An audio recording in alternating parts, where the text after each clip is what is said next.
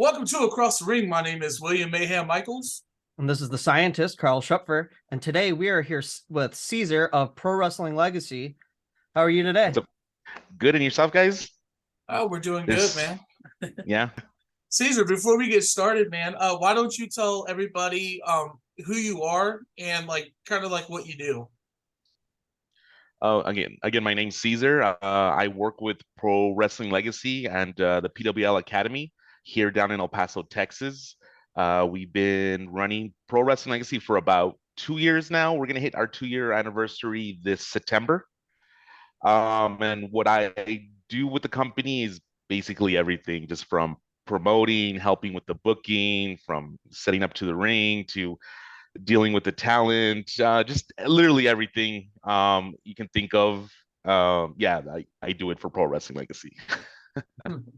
All right. That's pretty sweet. So, starting from the roots, how did you first get introduced to wrestling as like a fan? As a fan, I was probably around 5, 6 years old. I was watching TV with my dad, like Saturday morning or Sunday morning. Again, it's really hazy at this point. It was like in the early '90s, and WWF was on TV. It was like their Superstar show, and then my dad just like stopped channel surfing. He's like, hey, let's watch some pro wrestling, and then like that was just my earliest memories of watching wrestling. And from there, you just become a fan. You, I guess, start investigating as a kid, and like, oh, who's this Hulk Hogan guy? Who's this Macho Man? And you just, it just goes from there. So I would say like I was around 5 or 6 years old when I got introduced to pro wrestling. I think I was around the same age, maybe a little younger, but I definitely have similar memories of you with like the early morning. I think it was on a Sunday where they'd have wrestling on, and for me Yes. it was right after church. So we would get home from church and I'd run over quick to try to catch the end of wrestling before the Okay. day kind of got going. Yeah. Again, it was way before the Attitude Era. They still had the old school WWF logo. So yeah, then like No. also like Doink the Clown really, I remember clearly seeing. I was like, oh, and then they had like the evil Doink the Clown. I was like, as a kid, you're like, what the hell's going on? Like, this is dope. So yeah. Yeah, that was definitely around the same time that I started picking it up. I was born in the 80s, so in the Same here. 90s I was, early 90s I was 6, 7, so I was really picking it up because we had Jake the Snake and all those good guys. Exactly. Well, he wasn't necessarily a good guy, but Good wrestler, yeah. yeah, absolutely. He was a man's man. Right. So as you evolved like into your teenage years, did you continue to follow wrestling then, or did you take a break, or what did you do? Yeah. So from like 5 to 6, I just became like a wrestling fan. In my neighborhood, not everybody had cable. I was one of the kids that didn't have cable. Um, so we had like a friend that had cable, so we'd all go to his house and watch, Nitro or Raw. You know what I mean? And then when I guess became a teen, that's when I got introduced to ECW back in the late '90s. Yeah. And this friend of mine would actually tape trade, so that I'm again just exposing my how old I am. But he would tape trade online, and he would get all these ECW tapes, and I just fell in love. I think ECW is what made me like really fall in love with professional wrestling. Yeah, Just because the things that they were doing. right, ECW was on a whole nother level back in that time. Like they I would say evolved wrestling. Kind of like how NWO evolved wrestling, I would say Yes. ECW did so as well. Yeah. It, I I agree. I think ECW again, like WCW and WWF at the time was more show. It's entertainment, but I think ECW put the sport into it, at least here in America. Like it was a yeah. sport. You know what I mean? So Mhm. yeah, it was dope. They did transcend for sure. I think one thing I feel kind of similar as well is, back then you had like tape trading, that was kind of like the only way you'd really get to like know like wrestlers outside of like what's on your TV. I feel like today the Yes. equivalent is like either like stuff that shows up on your Instagram feed or, stuff like that where it's like, oh man, like who's this guy wrestling? I need to go, see this guy or, seek out more of it. I feel like that's kind of like the equivalent now. I think pro wrestling fans now, like the younger kids now are spoiled when it comes to professional wrestling. It's just like really on the tip of their fingers, and they don't really have to do much. You know what I mean, to find out new wrestlers, because again, it's just on the palm of your hands, which is, I guess, is cool. You know what I mean, but that goes with everything. Just Right. everything on the palm of your hands. Yeah, Yeah. absolutely.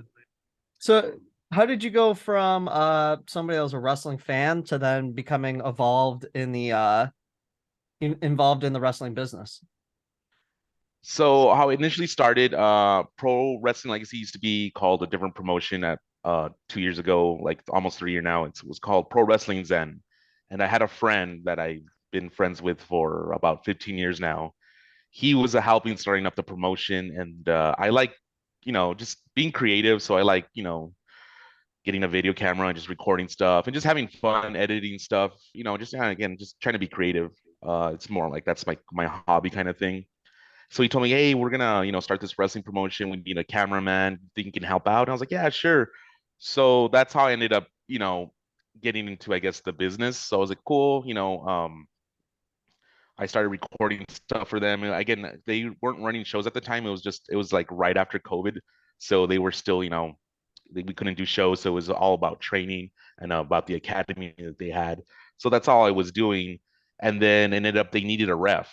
They were going to have their first show and they needed a ref. They couldn't find a ref. No one really wanted to step up. So I was like, you know what, like I'll check that off the bucket list. I'll go ahead and ref. And then, yeah, from there, I just started from refing, and then just, I don't want to like get in like really too much detail, but stuff went sour. So we ended up, I guess, like taking over the company and changing it into Legacy, and that's when I just became like more hands-on with like everything when it comes to running a wrestling promotion. That's that's pretty crazy to me. So like I think first of all, like starting as a guy videoing wrestling, we've had a guy on that's what he does, and it's like, okay, we've heard that story, but then you're able to form that into the next thing where they needed a referee, and it was kind of like a in the moment, yeah, I'll ref. We had a guy similar to that. Jerry was also a guy that somebody needed a ref, and he's like, well, I'll go, and then it turned into Yeah. something. It seems like then for you, it's like you keep having these opportunities, and when the opportunity arrives, you jump on it. Exactly. And again, from like doing like doing like video to refing to like, I guess you can say, running a promotion, that all happened within like 8 months. It was just like boom, boom, boom. And before I knew, I was like, what the hell is going on? Like to this Wow. day, I'm just like, what am I doing? So you really got thrown into the deep end pretty quickly. I mean, that's pretty quick Yes, yes. turnaround. So Yeah. when you got to the point where you're like, all right, now I'm booking shows, right? How did you how did you kind of learn to do that? Did you pull other guys in like, hey, let's kind of talk together and figure out how we're going to do this, or did you have a general idea of what you were going to do? So again, when I was refing, I'm a sponge. I try to learn as much as I can. I just um if there's a chance for me to learn, I'm gonna sit there and learn. So the guy that was running Zen at the time before it became Legacy was doing the booking, helping us with editing the matches. So I was there just literally like learning from Soaking it him. in. Just to give him a shout out because I did learn a lot from him. His name's Randy Torres. He wrestled in OVW for I think a good 3-4 years. He's based out of El Paso, Texas too. He's been in the business for about like 20 years now. But I learned a lot from him. And yeah, he gave like I learned like the structure, how to like book and whatnot.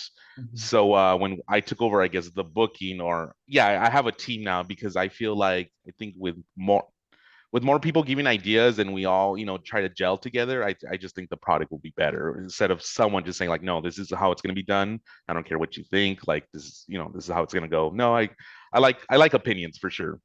Yeah. And So go ahead, Coral. nope, you go. Oh, and I was going to say, and I noticed that when I came down to your show, that you're from the promotion Pro Wrestling Legacy is very much like a family based like company. Like everybody comes together to make this show run. It's not just one guy saying, hey, you do this, you do that. Everybody, I mean, and you can feel it. Like I absolutely loved coming down to El Paso and hitting up Pro Wrestling Legacy. You guys made me feel welcome, and I felt like part of the team just jumping in there, and it was an amazing atmosphere. I'm glad to hear that. And to be honest, like that's the most compliment we get when it comes to Legacy is just the atmosphere we have backstage. And to be honest, again, I'm very new to this. I've only been in this. It's going to be 2 years now. Um, I really don't know how other locker rooms go because again, I'm not in necessarily other locker rooms. So when I have people that we book out of town come like, hey bro, like your atmosphere is dope. And then I'm like, well, I think this is how it I was like to me it's weird because I'm like, I think this is how it should be. You know what I mean? This is how I envisioned it. So yeah, everybody has a say. We have like an open door policy when it comes to anything. Like we're just very truthful with each other. And yes, it is like a big family. And Yeah, I've that's really talked, nice. yeah, and I've talked to a lot of the wrestlers, and like the guys that are up here in Arizona that come down to PWL. I mean, they express that it's on a different level, and it really is. Me and Carl have been to all these different promotions and worked with, and I will say that it definitely is on another level. Like I love the show. But go ahead, Carl. Yeah, I was gonna say, it's very unique to have somebody in a position like yourself with the background that you've had, and I think it's being your ability to kind of have like a fresh mindset to bring to wrestling, I think is something that benefits everybody, and it's cool that you're able to kind of be the change you want to see in the world, and set up wrestling to be the way you envision it to be in such a friendly and collaborative way. I think that's really cool. But you're somebody that you're doing quite a lot, right? You're running a wrestling school.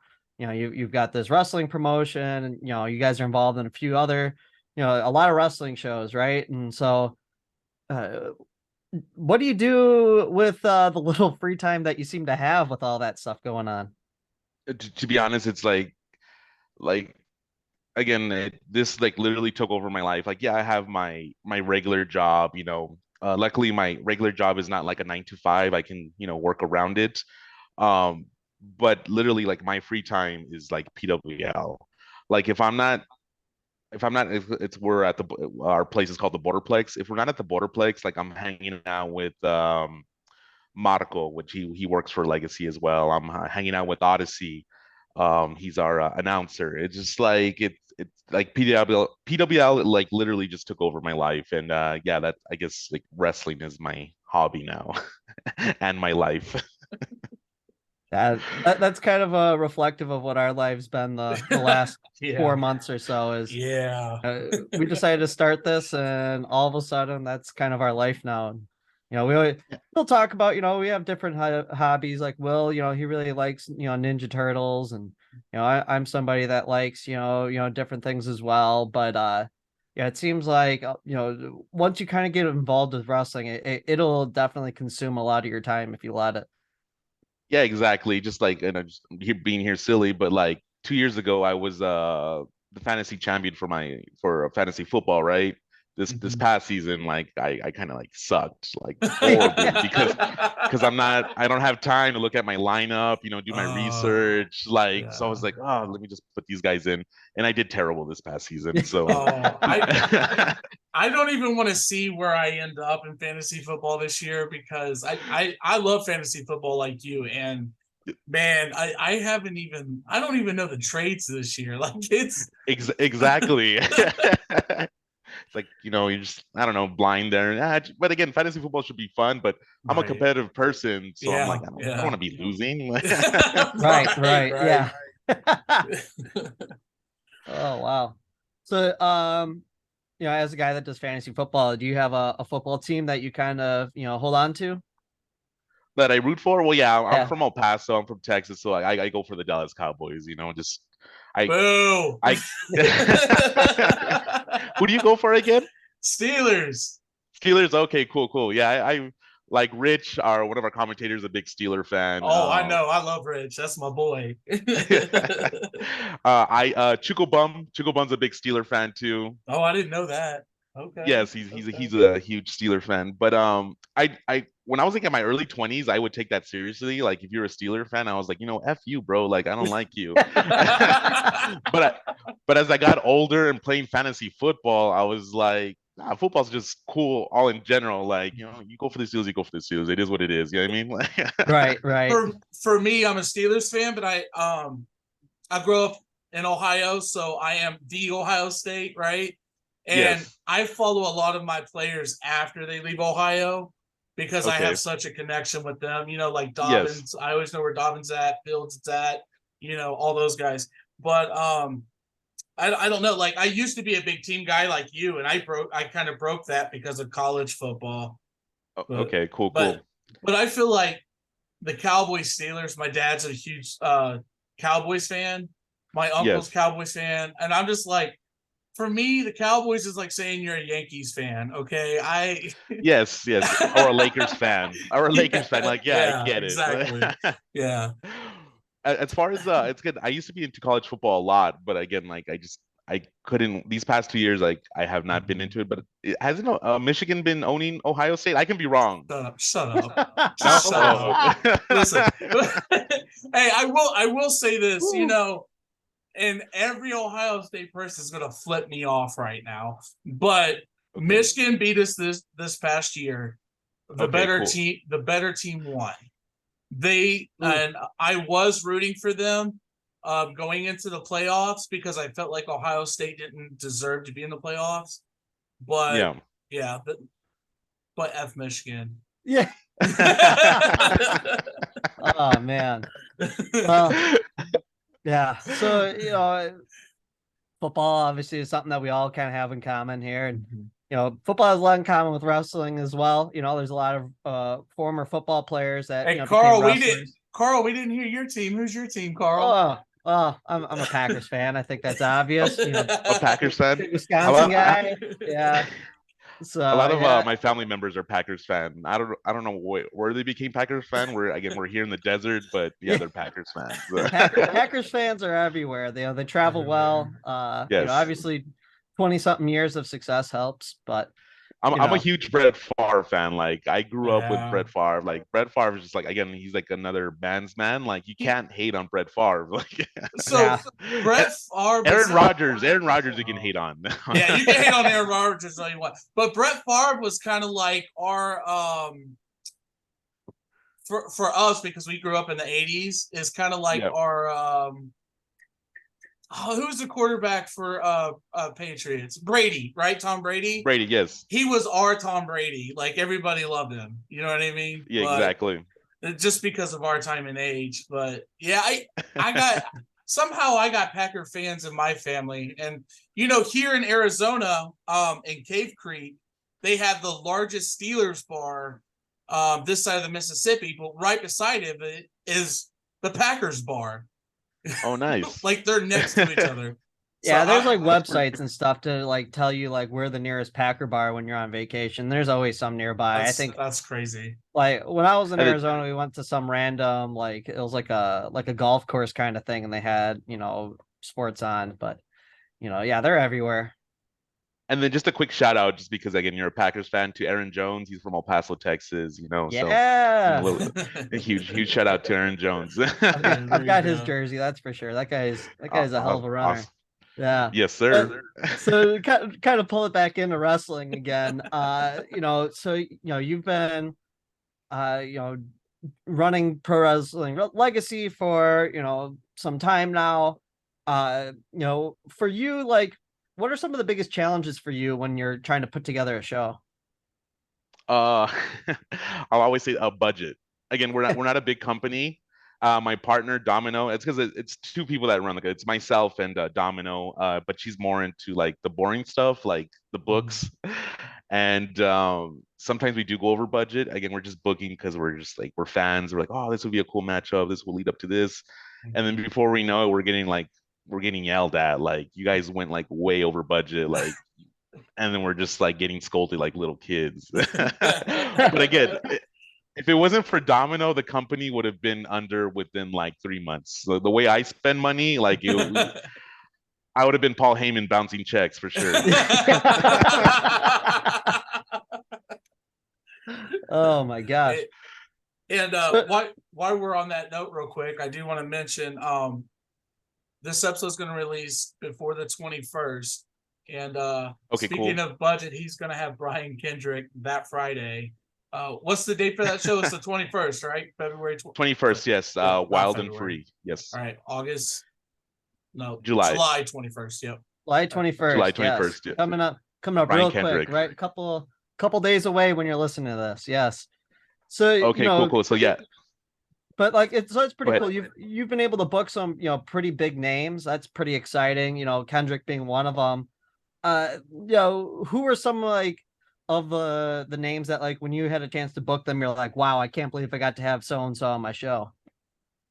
So the first one was Roger Stallion Rogers. Again, former NXT guy. I think he fought for the cruiserweight or the 205. I to be honest, I don't watch current product, but once I found out that we can book him, and then I got to like talk to him before we brought him to El Paso. Super cool dude. So that was like, okay, cool. Like, he's done something. He was gonna go to Japan to wrestle with Noah.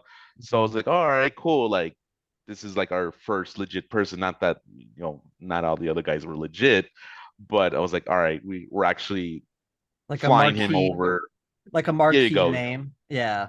We're actually flying him in. Like, I never thought we'd be doing that within 2 years. I was like, yeah, like in 8-10 years, we'll probably be flying in wrestlers. But then like, yeah, Stallion Rogers got that ball rolling. And then from Stallion Rogers, he's the one that gave me the connect with Marty Scurll. And then I was like, this is like, no, like it can't happen. We end up like, chatting again before, we booked him. And then, yeah, like we just agreed on things. And I was like, okay, cool. Let's go ahead and bring Marty Scurll. And then like all the guys kept asking, like, are you nervous? Are you excited? And then I told him, like, to be honest, like I don't know what I'm feeling right now because it is big, but I was like, things happen. So I tend to not think about it until it's happening. But yeah, sure enough, I'm there waiting for the airport to pick up Marty Scurll, and I see him walking. I was like, okay, like now it's happening. And then like I got like nervous, like almost like a kid, like with the butterflies. I was like, what the like? I was like, this is dumb. Like, why am I feeling like this? Like I gotta be composed. I gotta look cool in front of Marty Scurll. Like, Yeah. but no, again, cool dude, laid back, just an awesome guy all around. And yeah. So and then now it's Brian Kendrick, and I'll handle that when I pick him up from the airport. That's So- Because awesome. I'm a huge Spanky fan. Like I stopped watching pro wrestling around like 2010. I just got like tired of it. I was like, it wasn't doing it for me anymore. So yeah, like Paul London and Brian Kendrick when they were tag team champions at SmackDown, like I was a big fan of that. So Yeah, yeah, me I'm too. excited for Brian Kendrick coming in. We that's around the same time I took a break, was about 2010. I got kind of burned out, so I feel that.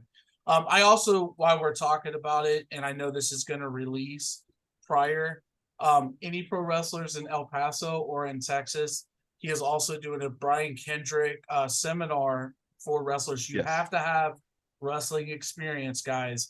But it's at 6 p.m. The price is $45. You can go to you want to tell the guys where they can go to get to pay for that if they're interested in going?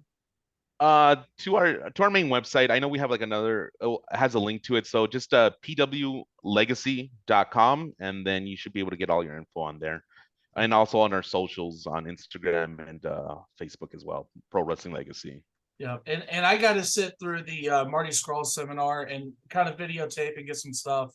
And it was a really cool experience. That was the first one I've been to. And I'm sure that I heard that Brian's was pretty good.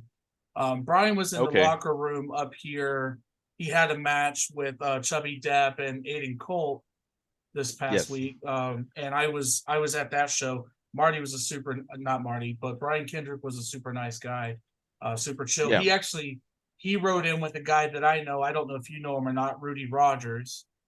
No, I did not. Okay, yeah, Rudy is a pro wrestler that's been on the scene for about 12 years, I think, but they rode in together. But I know Rudy. But yeah, super nice guy. But go ahead, Carl. Yeah, so you're bringing in Brian Kendrick for a show, and this is the third name that you mentioned in terms of like a marquee guy bringing in. But what's unique with him is he's somebody that's also booked wrestling shows before. So for you bringing in a guy that does that, done that before, does that change your mindset at all? Or are you like thinking about different things as he comes in? No, again, like I'm a sponge, so like I am looking forward to just, asking questions and see what he gives me. Because again, like with Marty Scroll, he used to book ROH, so like I took advantage of that, just just trying to, pick his brain a little. And yeah, again, he was just giving me pointers what I should do, and it was cool. So I'm gonna do the same thing with Brian Kendrick. Yeah, I mean, I've already somewhat talked to Brian Kendrick, so I think it'll be a cool transition. And then just I'm not just to I guess show like where we're at too. This coming Saturday, AWF is having a show in Tucson. So I'm gonna be in Tucson to support our guys because some of our guys from PWL will be on that show. But also, who's gonna be in town that day is Flip Gordon. Mhm. So we have plans on bringing Flip Gordon to PWL. We're in talks right now, so I'll be having lunch with Flip Gordon this Saturday, and like there I'm just like, oh, well, like what am I gonna talk about? Like what am I, I'm gonna try to pick his brain as well. Yeah. But yeah, again, it's a little surreal when you have like these pro wrestlers that have done it. They've been on the big stage, and like I'm texting them, and I'm just like, sometimes I'm like, this is not life. Right, right, right. Yeah, yeah, that's pretty crazy that you're getting to rub elbows with guys that, yeah, like you said, you got to see these guys on TV or wherever, and now you get to experience, working with them, collaborating with them, learning with them. That has to be, really cool for you both as a professional and a fan to be able to do stuff like that. Yes. And again, it's on a daily basis. Like I got to give a big shout out to the Lalo Promotions. They it's a family owned business. They've been in the wrestling business since the 50s in Mexico. So when they wanted to like team up with us and work together, like that was a like almost like a dream come true because I grew up knowing these names like El Cobarde, Impostor, and it was just something surreal too. Because again, like I see him on a daily basis, I talk to him on a daily basis, and here I'm conducting business with them. And what's cool is I have a business relationship with them and like a personal relationship with them now. Mhm. And if you would have asked me this 15 years ago when I was a teenager, like, hey, you're gonna be hanging out with this family, you're gonna be doing this, I would have been like, you're crazy. You know what I mean? So that's where I take advantage too, because again, this promotion's been running 20 plus years. They've been doing shows forever, and again, they're already on the fourth generation of wrestlers. And again, I get to learn from them. Like I get to learn from them. So that's an amazing opportunity. And again, just we wouldn't be where we're at without the Galo promotions. So just again, thank you for the Legado family helping us out. That's really Absolutely. cool that you're able to partner with, all these different promotions, and it's not just you and your pro wrestling legacy bubble. Like you're teaming with them, and you're talking, you're supporting people at other shows, like you said earlier. It's really cool that you're not just like, I've got my thing and it's my thing, but you're, of the community and of the wrestling culture to be kind of everywhere. Yeah, because I knew wrestling could be toxic because when I grew up watching wrestling, I became a fan, right? So when you become a fan, it's more than wrestling. You want to know what's going on, the drama backstage. So there's like a lot of bad blood between wrestlers and Mhm. promoters and whatnot. So in a way, like I'm living that now. I'm like all those documentaries and DVDs that I watch, like I'm kind of living that in a different way. So here in El Paso, I do try to support. Again, we have like almost like 7 promotions here out of El Paso. They're all basically lucha libre based. That's where Legacy kind of like tries to be different. We're trying to do the American style of wrestling and whatnot. But me, like if I have an opportunity to go see another promotion here in El Paso, like I definitely will be there. I talk to other promoters, and just I try not to book shows also that they're having shows because no one wins in that. Like the fans are like, well, what do we go to this show or this show? And like no one wins, you know what I mean? So Right, I do try to be like, okay, they're running a show, we're not gonna run a show that day. We'll work around it. Yeah, it's just I try to work with the other promoters without them knowing it. And that's a great thing because it comes back to the why can't we all eat? You know what I mean? right. Yes. And that's phenomenal that you guys work together like that. I wish all promotions were like that. I know a lot of Wisconsin bases they talk to each other as well, right, Carl?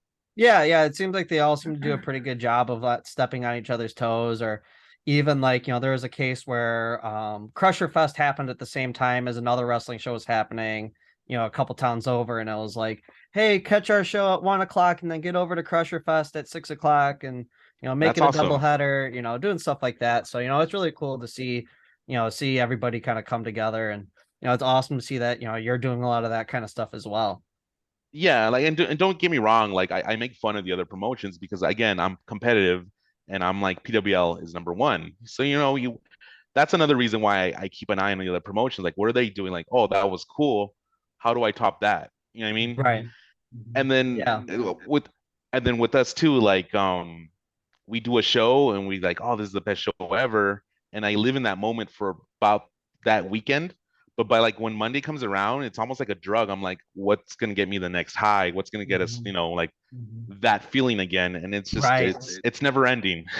Yeah.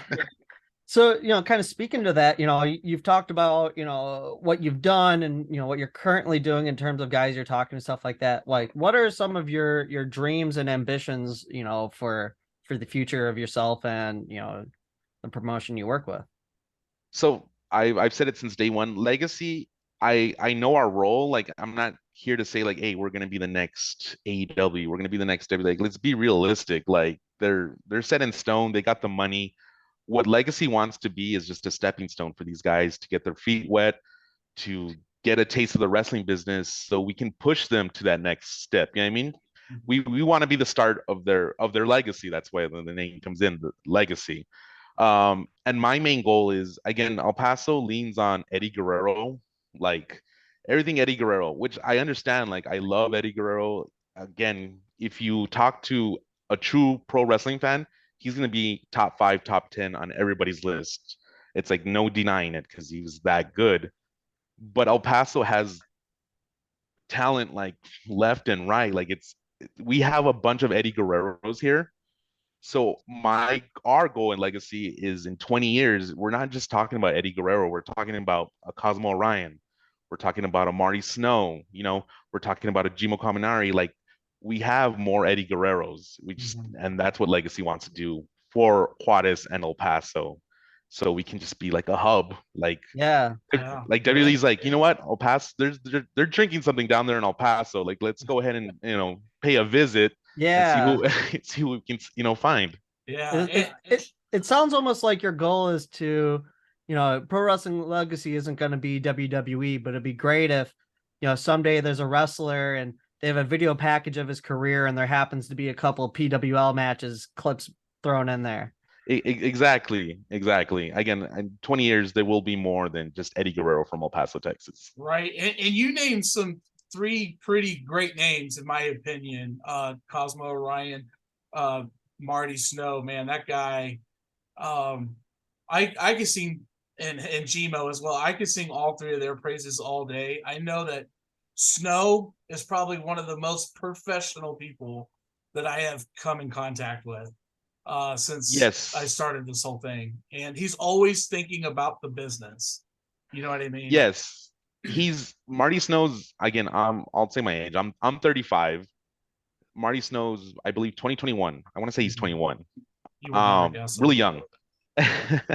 He acts way more mature than I am. I'm over here like, saying like fart jokes backstage, and Marty Snow is just, straight. Marty Snow and Cosmo Ryan are like, again, they're one of our pillars. We have 4 pillars for PWL. They're 2 of them, but they're the standard for legacy. They're great role models for the guys, the new guys that come up. They're just always trying to help out the younger guys. Again, they've only been in the business for 2 years as well, but they act like they've already been wrestling for 10, 15 years. So that's awesome. Yeah. It makes Yeah. it makes our job easier. I was absolutely impressed when we had our conversation with Cosmo. He seems so driven. I if I don't see him on my TV in the next few years, I will be shocked. That he's got the right mind, and you're giving him definitely the right tools to kind of get there, I think. Yes, exactly. And again, like I love giving shout outs. And like another shout out to Cobarde and Dragon. I think you have Dragon on We had not too Dragon, long ago, right? Dragon, yep. Dude, Dragon is just amazing. Kowada is amazing. Again, they're still young too in their careers. Even though they've already been wrestling 15 years, they're relatively still young. They just got booked for ROH. But like they help out our guys as well. Like again, it's a great community that we built where everybody's just helping each other. If we see somebody succeed, like we all succeed. Like that's the mentality we have with our guys. Absolutely. So you mentioned that you had 4 pillars. We know who 2 are. Who's your other 2 pillars? So it's Cosmo Ryan, Marty Snow, Jimo is one of our pillars, and then Norinco. Norinco's a luchador from Juarez. Norinco's been on the sideline a little bit. Life hit, so he had to step away a little bit. But those are our 4 main pillars. They're there from the beginning, helping us grow and build what we have right now. That's awesome. Man, well, I love it. Well, thank you so much for everything we've learned today. I feel like everybody that listens to this is going to get a really good glimpse of, what it means to do what you do. But so, wrestling fans, you know how they are. Despite Yes. all these cool things you've told us today and all these great reasons to watch your show, there's still these holdouts that are like, prove it to me, right? So for those holdouts, what's your pitch to the listeners as to why they should come see your shows? Let me see. I guess my pitch is again, everybody here I have like a little, how can I say, I love my city, but at the same time I I dislike my city. It's because it's they here, I don't know if it's everywhere else, but at least here in El Paso, they won't love you until you made it, right? Mhm. So like I'm here, like you have a Cosmo Orion, you have like a Marty Snow. Like, why don't you want to catch them when they're, coming up? So when they do hit, the big stage, because they are gonna hit the big stage, Mhm. you're like, I was there from the beginning. Like I saw them grow literally in front of my eyes. And like, why wouldn't you want to be part of that? You know what I mean? Like everybody talks about Eddie Guerrero, but everybody was already watching Eddie Guerrero when he was already like on WCW, you know what I mean? And then Mhm. obviously WWE, and everybody swears they're hardcore Eddie Guerrero fans, even though he did a lot of stuff way before that. You know what I mean? So in my thing, like, don't you want to see somebody grow? And then when they do make it to the big stage, you're like, okay, yeah, I saw their career literally from the beginning and to where they are now. And that's my pitch.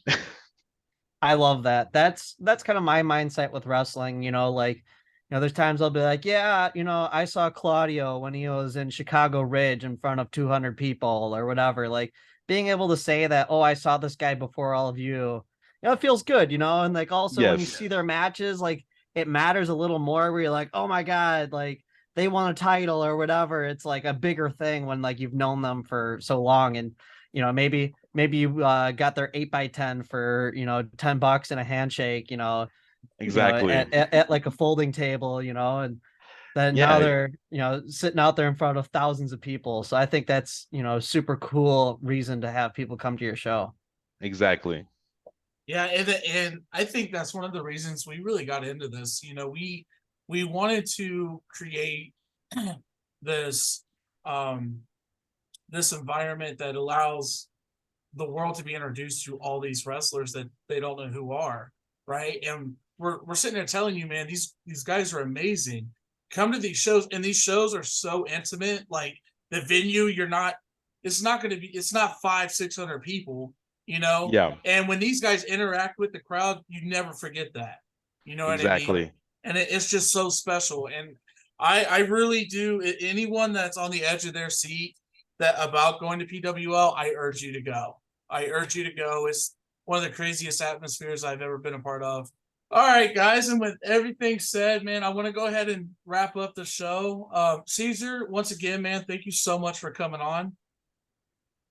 And everybody, I want to remind you, you can catch PWL on their YouTube channel. Which Cesar, you want to go ahead and pitch what the channel is? The channel is we have bi-weekly shows. We record them, we edit the matches. So basically, our whole show will be on YouTube. We're actually behind. We're behind like 3 episodes, but we'll have that out within within this month. We'll have all those 3 episodes out. But yes, it's basically our bi-weekly shows that we do live. We record them, we edit them. They might have segments in them. It's just it's like an off-brand of Monday Night Raw. There you go.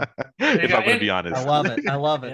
Yeah. and I personally do watch the PWL show, guys. So I do urge you guys to go check them out. If you haven't seen them live yet, check out the show. It'll probably make you want to go live. Also, you can follow Pro Wrestling Legacy on Instagram, Facebook, all your social media, as well as Cesar, which is CZAR on Instagram. And Yes. also remind you guys to follow us on Instagram, Facebook, if you're not, as well as the new Threads as Instagram. And keep an eye out for PWL on Threads as well, because I think they're going to jump on there soon. Yeah, I got great advice not too long ago to do it, so I'm gonna go ahead and do it. There we go. There we go. All right, guys. And like always, you never know who's across the ring.